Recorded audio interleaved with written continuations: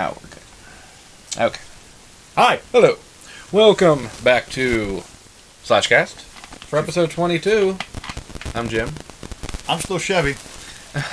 And we're going to discuss Hatchet 3 and Victor Crowley. Yep. This might get a little long-winded. We're going to talk a lot about these movies probably, but... Hatchet 3, okay. Let's get into Hatchet 3. Hatchet 3.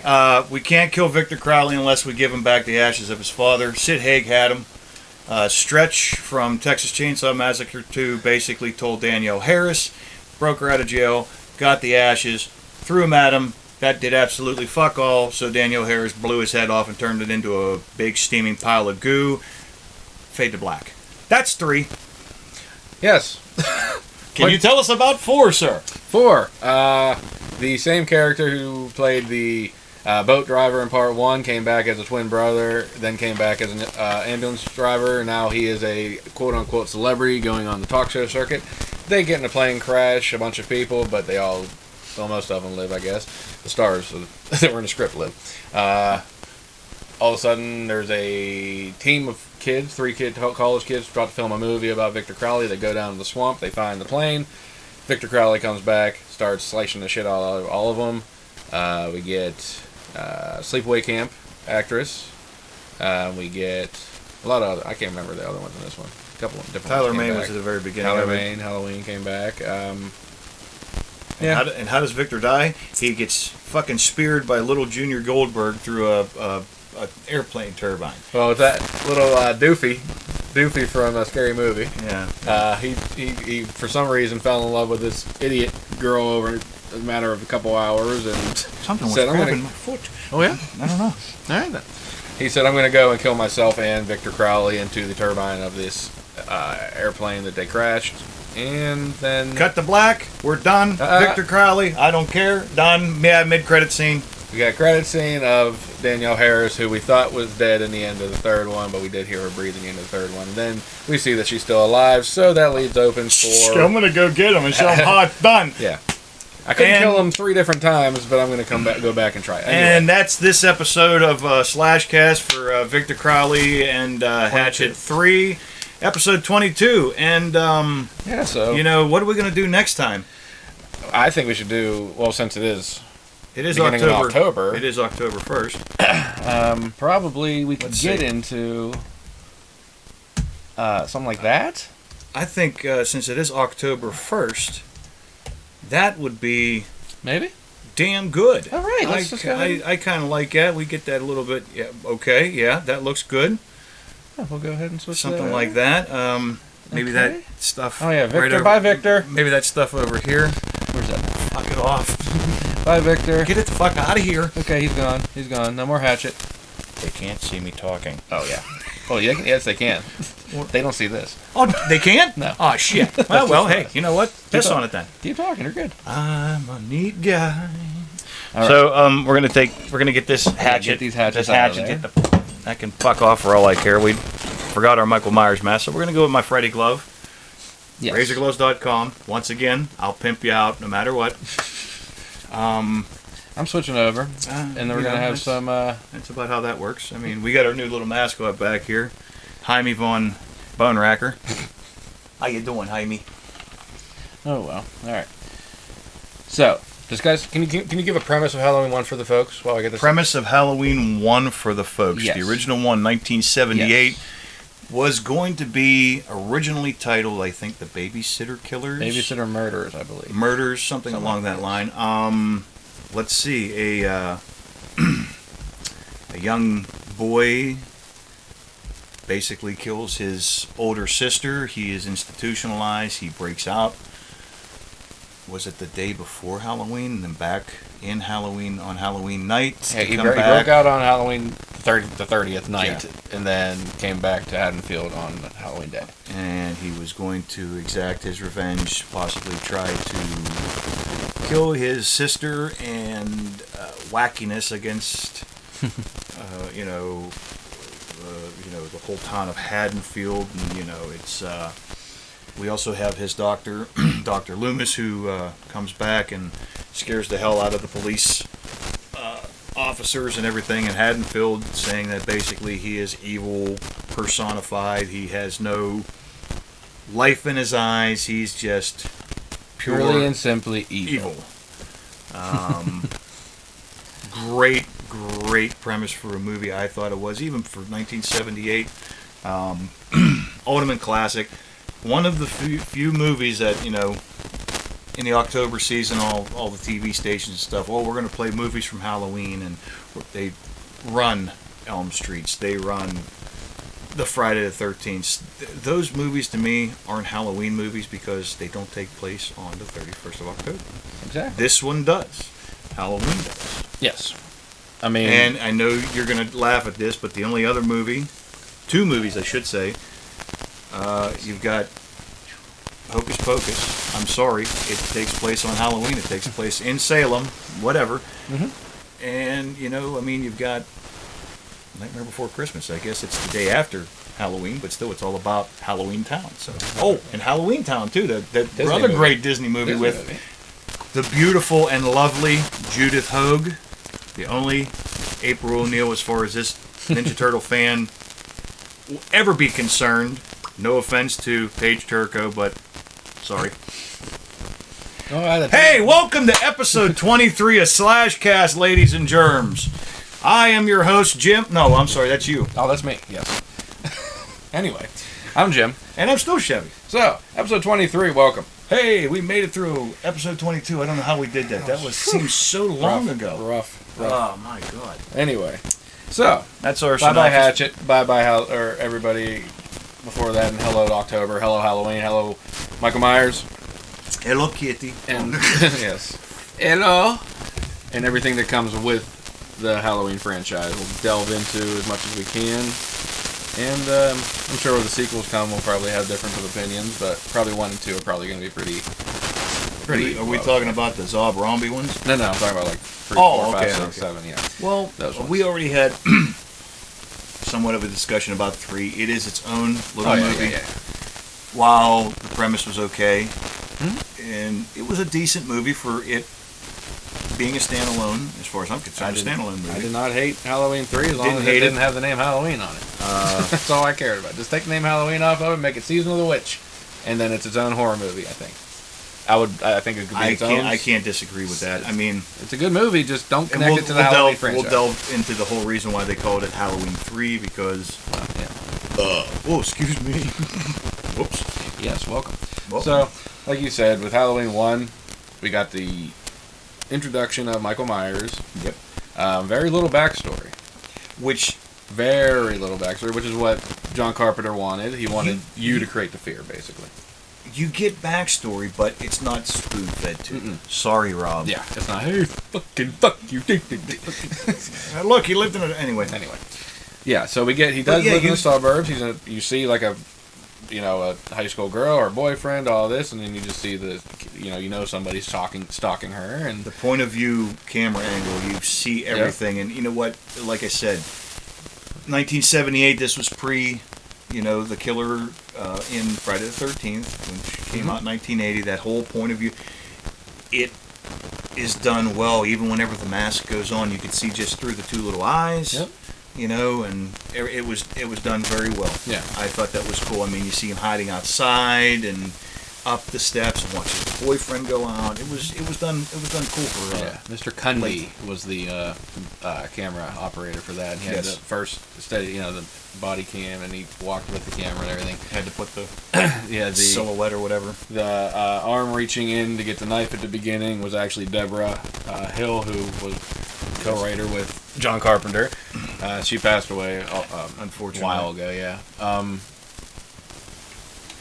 mean, if you just see how it was all done, it looks so simple, but it's so difficult to do that one scene, which I'm so happy they brought back in the 2018 version, the one steady shot.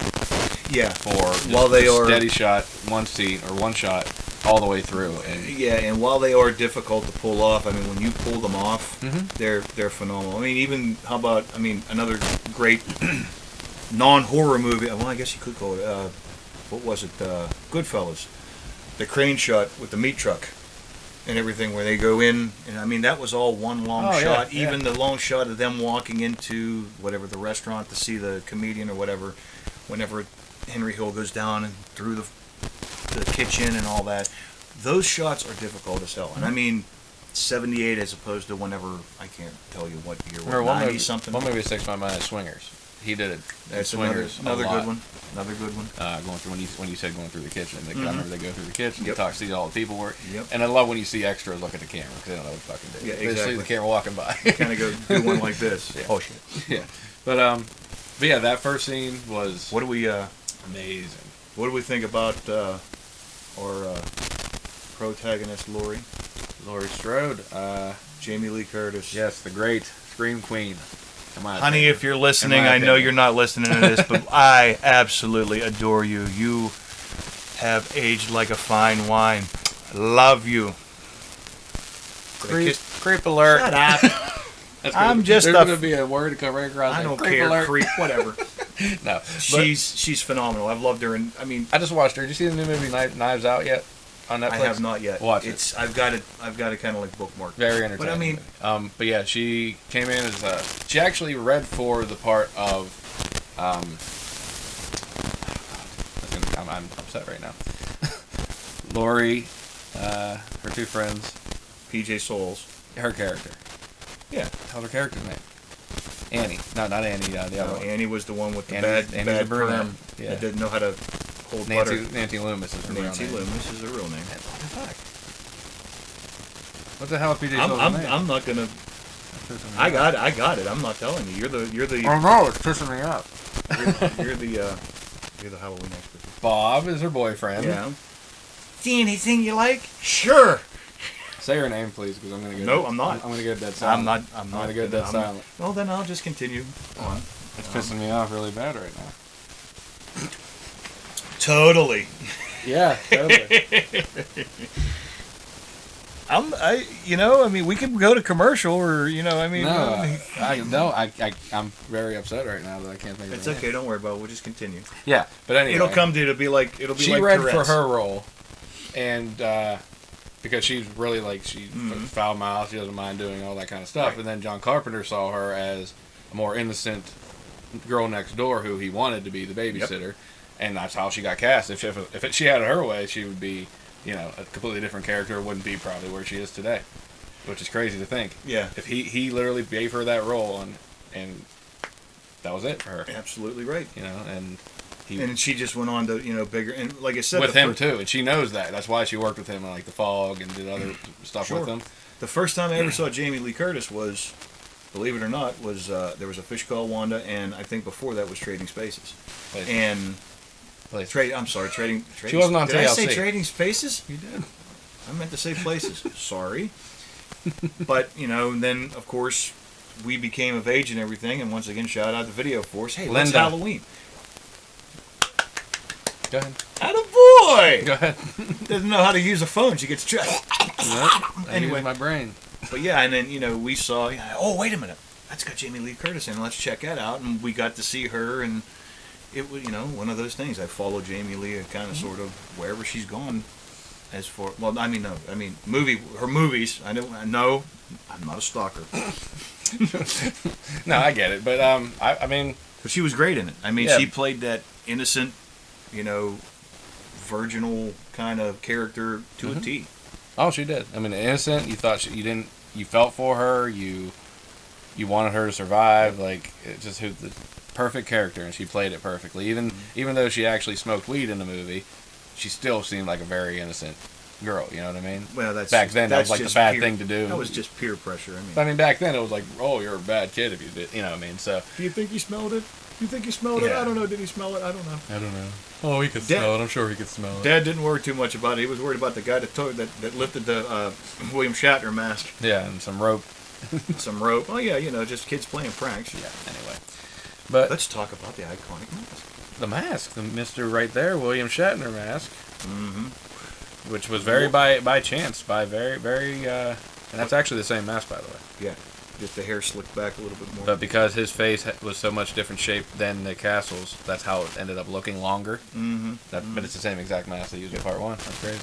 What did we do? We painted it fish belly white. Although, and I did not know this, there's actually, I think, did they miss or run out of paint around the neck area? Here, yeah. You can still see the flesh, and they cut the eyes out a little bit bigger. Cut the eyes out bigger, did this, and they trimmed the hairline back here, and you can actually see, like, on the mask where there's lines here, and that's where the hair would have been. Okay. They just trimmed that back, like, on the side here. It would have been, like, down to, Almost looks like a casting scene line or something like that. But anyways. But yeah, just the painted just white. in something that simple, just emotionless, just in the black behind the eyes. I'm not sure if they did anything with that or if that was just natural shadows, but it was creepy as hell. Yeah. And a blue jumpsuit, dark blue kind of jumpsuit, and a big old kitchen knife, and that was it. We're off to the races. What's funny is the first scene where he's wearing the clown mask, they actually had clown masks that they were going to make him wear as an adult. It was an Emmett Kelly mask. Yeah. And it just... with the... I don't know what would have been more disturbing. It's original. I mean, they made that theirs. Somebody do a YouTube cut of this put an Emmett Kelly face on it. And Ready? Okay. I don't think so. Oh, it's there. And, are you going to actually do it this time, or are you going to forget? I'll remember. I might remember. We'll see. But, no, the mask itself I think is perfect. Like I said, like John Carpenter said, plain white, it makes you project what your fear is onto it. It's just nothingness. So you shouldn't be afraid of it, but you are. They called him the shape. Yeah, even in the credits, he wasn't Michael Myers as an adult, he was the shape. Yep. So he didn't even want him to be a character, he was just supposed to be an entity. Yep. And then the sequel came out to the whole family thing, we'll get into that. But this was just supposed to be a one thing, and it's such a simple premise too. I mean, for the movie, it was just straightforward. Here we go. I'm gonna do a little stalking here. Did I see this person? It's your boyfriend. He wants to come date you. Was he behind the hedges? And then that night, everything just starts. Yeah, and the thing is, like, none of them knew anything. You didn't know why he was doing it. Mm-hmm. It was just him going. You knew he had killed somebody as a kid, his sister, Judith. And then you knew he broke out of the insane asylum, and you knew that he came back to town. That was it. Yeah, there's no rhyme or reason about it, just other than he's just... Yeah. And then we get into the sequels, which just are crazy. Yeah, well, some of them go off the fucking rails, but... depends on what timeline. Yeah, there's a lot of them. Well, what is there, 3 timelines? 4 timelines? 4 at least. Or how you can jump. But with the new one now, it adds a little bit to it. But, yeah, but like I said, we're just going to go with it. We're not even going to create a timeline. We're just going to go movie by movie. But in the kills in it, I don't want to say... once again, they were blood, by the way. They were so calm. Mm-hmm. Except for the one laughable one where he pins poor Bob up against the wall with that kitchen knife. That's about... Yeah. But even seeing that and whatever, but... That whole thing, whenever he just turns his head sideways and looks at, I'm just like almost an artist looking at his artwork. That was all up to him too. Nick Castle completely chose to do that, and they just kept filming it. And if you notice, it's a very long scene.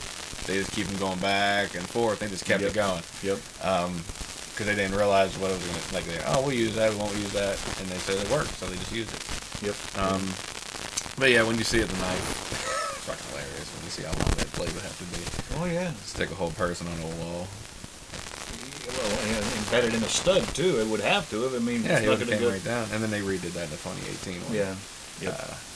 But like I said, very little gore, almost no gore, 0. Yeah. Well, let's see. We had him getting pinned to the wall. Mm-hmm. You had Linda choked by a phone cord. Okay. You hear it. You think that Jamie thinks it's Lori. Yep. Jamie's her niece. Sorry. Once again, they all go. Jamie Lloyd. Oh, no! Anyway, she gets choked with a phone cord. She gets choked with a phone cord. Yep. Obligatory movie. Yeah.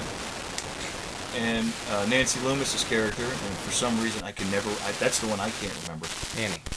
That's it. Annie Brackett. Mm-hmm. What? Bag over the head? No, just strangled in the car. That's car seat. And then he sliced your throat. I know. I'm sorry. The bag over the head. It was either Goodfellas or Casino. I'm sorry. Same kind of thing over the back. Yeah, she gets in the car. The inside of the car is all fogged up. And she goes, what is... Yeah, and then her... Yeah, and, what other kills were there? The poor dog. The dog got strangled, which was shot in reverse. It was really cool the way they did that. Yeah, the legs Yeah, they just had him lift him up and then just pulled him down. Yeah. He kills a lot of dogs in the franchise too. Yeah. I like dogs. Is there any more dogs? I'm thinking I think that's it. How about, well... Oh, the truck driver. The truck driver. Yeah. He gets the overalls. Red Rabbit. Red Rabbit. It's an inn in one movie and a bar in another one. Strip club another one. But Rabbit. Jamie, and the thing is, Jamie takes a little bit of damage. Yeah. I don't know how she walked away from falling from the second floor. I mean, I've fallen down the steps before. I've fallen off little 20-foot hills on the ground. I mean, it's possible. Well, I understand it, but she got messed up then. I mean, she was limping away. She got slice on her arm. Slice on the arm, but I mean, she dealt some damage too. We had the knit needle in the neck and the hanger in the eye. Coat hanger in the eye, and stabbed him in the chest, stomach, whatever you want to see. Mm-hmm. He dropped it in the closet, and she reached up and stabbed him, which was cut out of one of the TV versions. Yep. And then of course Loomis saves the day. Puts 5 shots in him. 7 if you add, but 6 in the script. He shot him once, where he saved when he was put the mask back on. He shot him, and then he stood up, and he shot him 5 more times. But if you watch the beginning of part 2, there's an extra one where it makes it 7 bullets. Yeah, that's right. So it's a little mistake they did there. So once again, drives him out the window, lays down. He's dead in the yard. We cut away. We get the iconic. Was it the boogeyman? Well, yeah, as a matter of fact, it was. So that's where he gets. You look. He disappears. Now, once again, that could have been it. It could have been a one and done, and it would have been done beautifully. Which is what they wanted it to do. Much like Elm Streets, much like Friday the 13th. I mean, Texas Chainsaw Massacres. Oh God. I gotta have Anyways, I have reverse of. It's not respect, but it's kind of like, okay, every single person who made a Texas Chainsaw Massacre sequel just said, screw the other one, I'm just making my movie. Because they don't make sense. The names are different. Like, the Sawyers, the Hewitts, like, it's completely different families. The only continuity is actually Leatherface. That's about it. And that it's family and... Well, except for number 2, the puppet was the hitchhiker from the first one. That's about the only thing. And Bill Moseley actually told me that. Yeah. Well. That was who it was supposed to be. Great big booger! I just love that line. Anyway, I'm sure we'll get into the Texas Chainsaw franchise at some point. But, yeah. Oh, man, I don't know. So, yeah, we're on Halloween where we did the kills, we did... Why are we on Texas Chainsaw? I have no idea. Well, we got on the whole thing about it could have been a one and done. One-off, yeah. I mean, and that's the thing, is you think about that, like, what if it was? What if this was it? What if we had one movie? It wouldn't... What would have Rob Zombie done? Well, he would probably be ruining another franchise. But we could have easily... Would we be the fans that we are today if we didn't have the sequels to watch over the years? Would we? Yes. You know what I mean? I'm saying yes. My opinion, but these movies... Absolutely. But would this movie stand up still if it didn't have 40 years of movies in between it? It's still the granddaddy. We don't know that. It's still 78, 80, 84. I mean, Halloween, Friday the 13th, Elm Street. Yeah. And I mean, I know Texas Chainsaw came out 74. Mm-hmm. So, I mean, look at it. I'll watch that one, the first one, any day over 2, 3, anything that anybody else has put out. Matthew McConaughey. Renee Zellweger. Renee Zellweger. Yeah. Oh, that was terrible. Anyways, but I really do. I think I would be the fan that I am today. Still, if it was only a one and done. Mm-hmm. I mean, they could have done a trilogy had they chose to and not put, the Halloween 3 that came out, the Season of the Witch. Once again, not knocking it. No. But well, that was their original plan. It was supposed to be an anthology type series of Halloween. Like, it was supposed to revolve around the Halloween holiday, not Michael Myers. So they actually didn't even want a part 2 Halloween. They wanted to go right into a completely different story.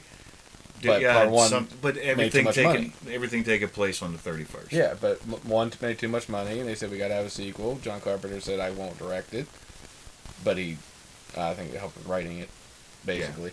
Because he didn't want a sequel. And after that, they said, okay, we'll try the anthology thing, and they came with Season of the Witch. Didn't work. It didn't work For the franchise. It didn't do anything for the franchise, because everybody went in thinking they were going to have a Michael Myers movie or something continuing from Part 2. There was nothing, and then we get the return of Michael Myers, Part 4. Mm-hmm. Which is, I think, could just be Part 3. I mean, just separate. You return Michael Myers after Part 2. In Part 3, he's burned. Or in Part 4, I mean. He's burned. He's in the hospital. It goes right in a row. 3 doesn't even need to be at all in there. But, I don't know. Like I said, I don't mind the sequels being made over the years. I think it gets more fans to go back and watch the original. I think sequels can have a good thing, even if they do suck.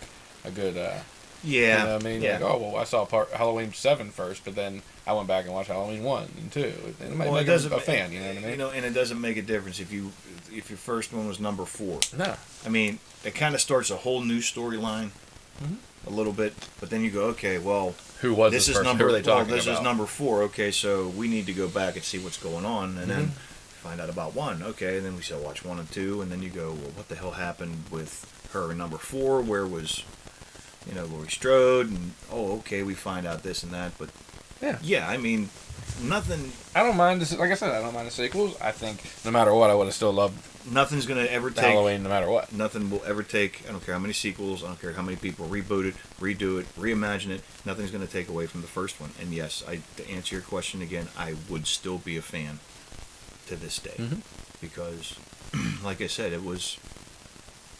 I didn't like it because of the sequels. I liked it because of the first one. Is there such thing as a tastefully done horror movie? I mean, like we said, there wasn't a lot of gore. There wasn't a lot of, you know. I mean, it wasn't, you know, a guy with a hatchet in the swamps of Louisiana, you know, taking heads off and just like buckets of blood. Yeah. Not that it's a bad thing, but completely I mean, it different was, way of filmmaking. Just completely different. Exactly. That's it all. left everything to your imagination. Yeah. So. I mean, and that's what they wanted: stalker, suspense, killing, and a scary character, and they did that. William Shatner match Perfectly, which is why we're still here 40 years later talking about it. You got it. So, yeah. Otherwise, you want to get into a commercial, and then we'll come back with part 2? Commercial break, and we'll get into part 2 because I have to try to separate a couple little things from. Once again, like I said, they all kind of start meshing together. Yeah. That's the one where she's in the hospital. Yes, that's right. Yes. Okay. And commercial break. We'll take a commercial after this. We'll be back with Halloween Part 2 from 1981. Yes, sir. Right after this. Okay, hopefully.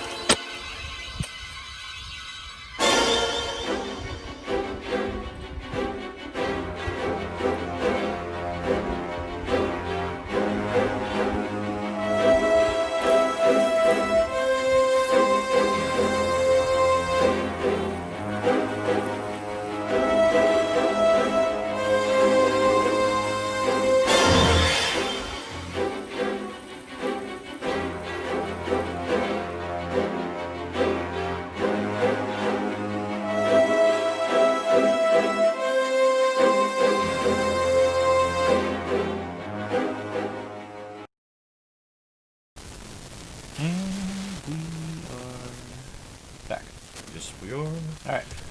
I think. Yeah. Alright. You sure? Right. Yeah. What was she saying? Oh, okay. Make sure the time was going up. Okay. Alright. Well, we are back for Halloween Part 2. El Doso. Direct sequel, same night. 3 years later. 3 years later, basically. Well, released 3 years later. So we get like I said, it picks up from the end of part 1. So Michael's gone. Dr. Loomis, who we didn't even fucking talk about in part 1. Well, yeah, Really. exactly. But Donald Pleasance, Another great actor. thank you for playing this role. Oh my God. And continuing to play the role. That was great. Yes. Throughout the sequels. Yes, yes. You kept that franchise going. And, yeah, he's basically looking for Michael now. He shot him. He sees right away that he's not human. He can get up from bullet shots, blah, blah, blah. So now he just basically has to try to find where the hell he went and do something. Because he knows he's going to kill everybody. And Laurie is taken to Haddonfield Memorial. And Memorial. Throughout the movie, Michael is stalking town and trying to find her. And he hears on the boombox that that's where she was taken. So he ends up going to the hospital. Wackiness ensues. Yes, with security guard, nurses, yeah, Which is my favorite. ambulance drivers. Everybody starts getting it, And we learn a secret. and we learn a little detail that pretty much makes the whole franchise what it becomes. Right. Should I give him the secret? I'm going to tell him anyhow. I think so. If you don't know, Spoiler alert. If you don't know, Vader is Luke's. No, that was no. no. There is no cake. No, No. that's not it. What the hell? Laurie and Michael are related, and Jim actually knows a little bit more of the detail. I guess he's done. Well, I mean, he's got the tattoo on his arm of how. We're going to call her Laurie. I don't know if it was Laurie Myers or, they just decided to rename her when she was adopted by the Strodes family. We never find that out. Apparently, she was born after Michael was committed. Mm-hmm. So he never met her before, but Which somehow he begs- figures out that who she is. Just going to say begs the question: how does he know? Mm-hmm. I mean, if it comes from the Rob Zombie one, he just smells an envelope and apparently knows. But in this one, no, we don't realize how he if knows. it comes from the Rob Zombie one, not to interrupt you, but we see the baby In what? in Rob Zombie. Yeah, That was Boo. But he never saw her as an adult, so he had no idea who she was. In the real one. So So once again, maybe a small plot hole of how does he know Or Laurie is. There was a file. It's in the file. Mm-hmm. So throughout his 20 years in the asylum, or how many years in the asylum, somebody could have told him. Right. A doctor, maybe. Laurie never went to visit him. But Loomis never knew.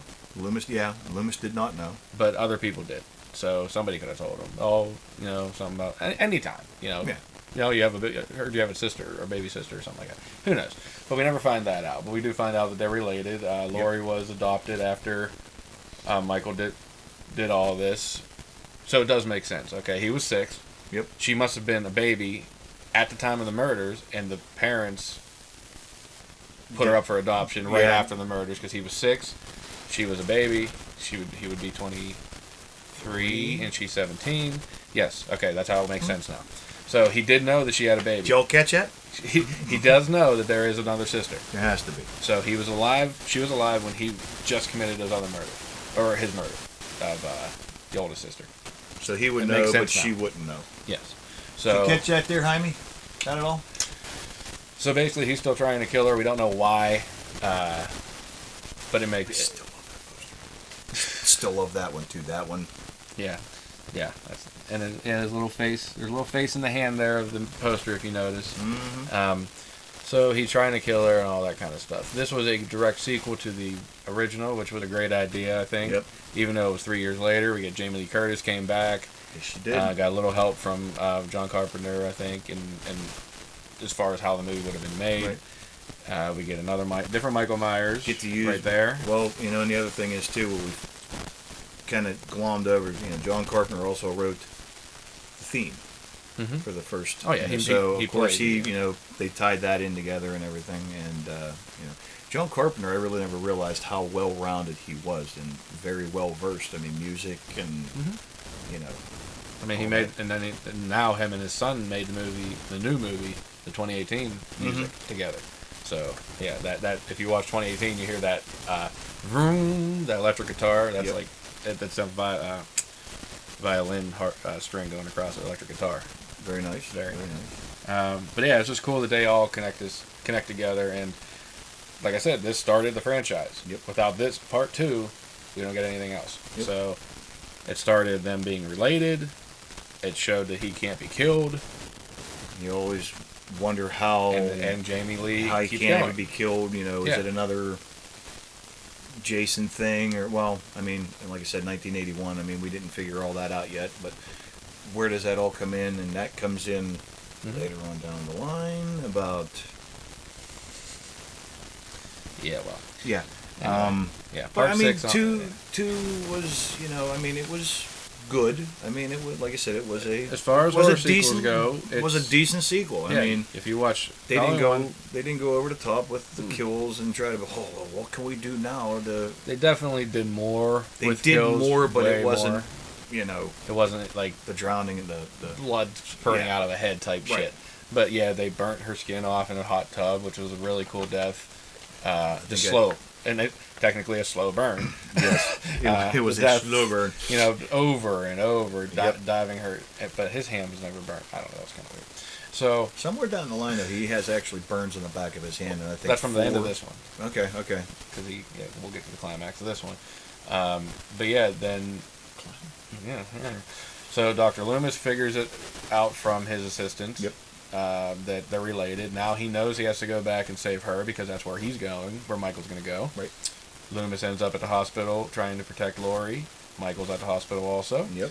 And we get a nice little climax, nice little final fight scene, I guess you can call it. Oh yeah. If you remember how it was done, do you remember the details about that scene where when he opens the gas up? And and the big old. Yeah. So window explosion. Michael stabs Loomis. Laurie is still hurt, but she's crawling throughout the hospital and all that. And then she shoots him in the eyes, and he's still standing. Blood comes spurting down his eyes. Right. And basically he's blind now. So they turn on the gas in the room. Right. And he just starts swiping in the air because he's just trying to find somebody because he can't see it right now. And then, that actually brought a good question back. I mean, he was stabbed in the left eye in the first one, if I'm not mistaken. It was this side. Because when he pulled the mask on, it was kind of. I think it was his left eye. Yeah, closest to the camera. Yeah. Yeah. Left eye was, and his other eye was kind of messed up. I don't know if it was makeup or whatever they did, but it just didn't look. It looked like a little sloth. Hey, you guys. Kind of. Yeah. So, I guess my question is, now that she does shoot him in the other eye. Sequels. Is he blind? Do his eyes come back? I mean, like I said, we never hear word about him being shot. That's true. In the face. That's true. I don't know. We just see blood coming out of his eyes, which visually, I'm sure that's what they were thinking of. We're going to see two blood streaks coming down his face. From the mask, yeah. But logistically, he's got shot twice in the head. He's not. It doesn't really make whatever. It is what it is. Yeah. But then you also, right before Loomis lights a lighter, which does blow everybody up. To hell and back. There's a close-up of Michael's face, and you can see his eyes. So, they're not gone. Well, I know. I mean, if you look closely, you can see his eyes. I don't know if that was intentional, showing that the bullets didn't hit his eyes, but they hit something else. I don't know. Once again, but you can see his eyes in the camera. Love the movie. Right there, shot in the head. Like if you Victor Crowley shot in the head. Lots close-up shotgun. He come back. This one, I can understand maybe. It was a little, whatever. A little 38 or whatever. Yeah, it wasn't anything special. No. Little. Mr. Saturday Night Special. Sorry. All right. So we get big explosion. We think Michael and Dr. Loomis both are done for. Laurie made her way out to the hallway. Yep. And then we see a very much fatter version of Michael walking out of the fire. Yeah. So he's walking slowly out of the fire, like possibly they do. A chubby stuntman. Like who knows? The stuntmen do with the big fire retardant suits and stuff, and he falls down, and it cuts to outside with police and news reporters, and Laurie's getting loaded into an ambulance. Yep. That's the ending, and that's a theatrical ending. Right. She gets loaded into the ambulance. We go back to Michael's mask burning on the ground. It's just melting. Yep. So right there, the mask is gone. We think Michael's gone. We think Dr. Loomis is gone. Yep. However, Laurie is alive in the or in the ambulance. However, there is another ending where right next to Laurie, a body sits up on the gurney, and when the towel comes down, it's the ambulance driver from the movie with the curly hair that's been talking to her the whole time. His character fell in the pool of blood from the head nurse in the room, and he just gets knocked out. Right. With that very big, giant pool of blood. Well, sure. Yeah. And you know how that after goes. he gets knocked out on the ground, he walks out to a car where Laurie's hiding, and he passes out on the steering wheel. And the horn's going off, and she pushes him back, and that's the last time we see him. Right. He just passed out. Well, this was kind of an open-ending thing, kind of like they did with Nightmare on Elm Street with Kincaid's character. They just completely forgot what to do in the script. That must they just have didn't been, do anything with it. Yeah, that must have been like, you know, They just apropos forgot. for the time. We're going to forget about somebody. Yeah, so this character who was in the whole damn movie, basically, they just forgot to kill him off.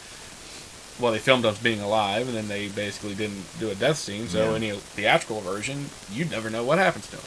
And then there's a whole theory about that those two got together, and that's who the father of Jamie Lloyd is.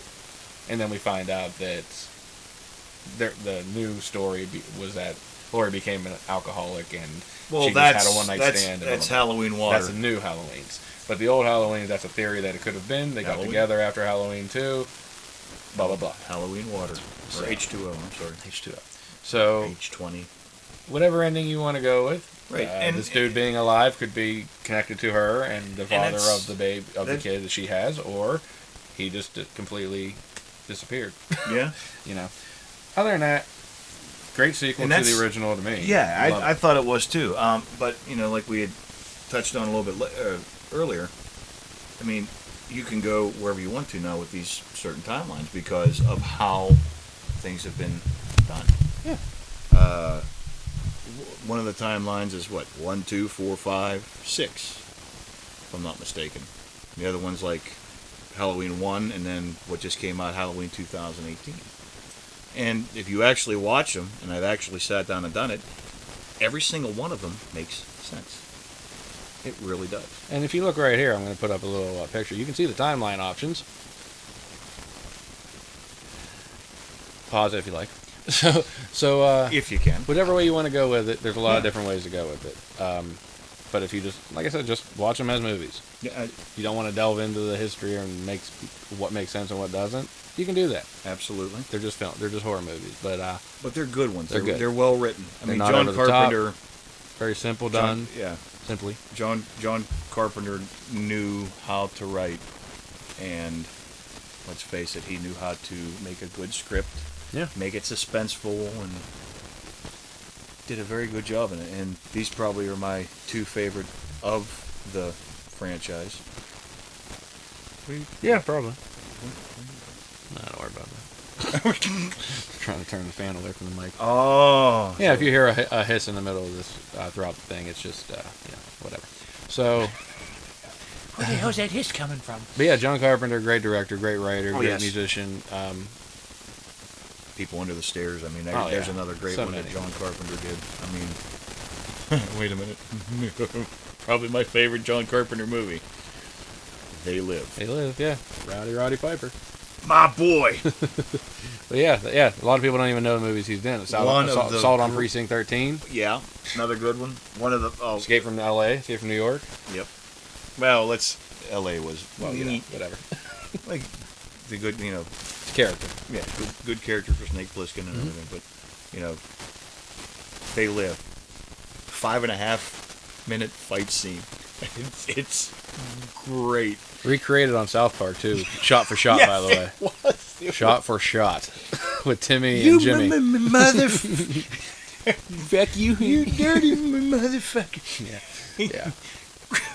Check that movie out too, by the way. They Live. God. If you like what the world's going today, I guess, with media. No politics. But to say, if you like the movie, if you like today, if you don't like today, you'll probably like this movie. They Live. It's definitely a different era, different script. Cool script, though. I like the movie. And Meg Foster's eyes in that movie. Oh, my God. And she's the one that comes back in 31, right? Why are we talking about that? We just talked about that. I just remember that. Yes. Okay. But Meg Foster's eyes. Oh, my God. Oh, so captivating. Anyways. Yeah. So, Halloween 2. Halloween 1 and 2, yes, sir. Welcome to October. Thank you, everybody, for watching the episode and the previous 21 episodes.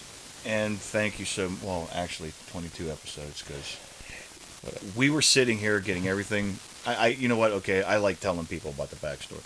We're sitting here and He's like, well, it is October 1st. Yeah, it is.